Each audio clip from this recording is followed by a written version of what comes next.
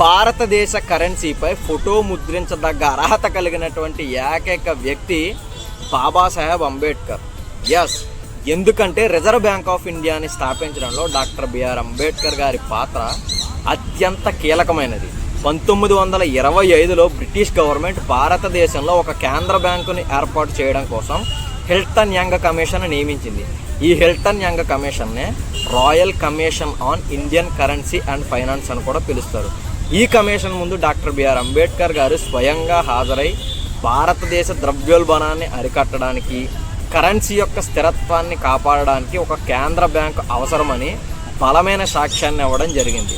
Reserve bank of ఇండియాని ఏర్పాటు చేయడం కోసం డాక్టర్ బిఆర్ అంబేద్కర్ గారు రచించినటువంటి the problem of the rupee, its origin and it's solution అనే గ్రంథాన్ని ప్రధాన మార్గదర్శకంగా తీసుకోవడం జరిగింది.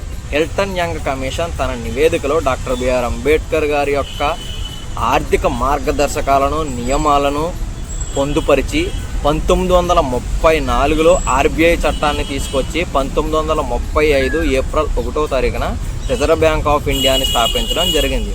ఒక రాజ్యాంగ నిర్మాతగా మాత్రమే కాకుండా భారతదేశ ఆర్థిక స్థితిగతులను శాసించే రిజర్వ్ బ్యాంక్ ఆఫ్ ఇండియాని స్థాపించడంలో మూలపురుషుడిగా డాక్టర్ బిఆర్ అంబేద్కర్ గారి చరిత్రలో నిలవడం జరిగింది.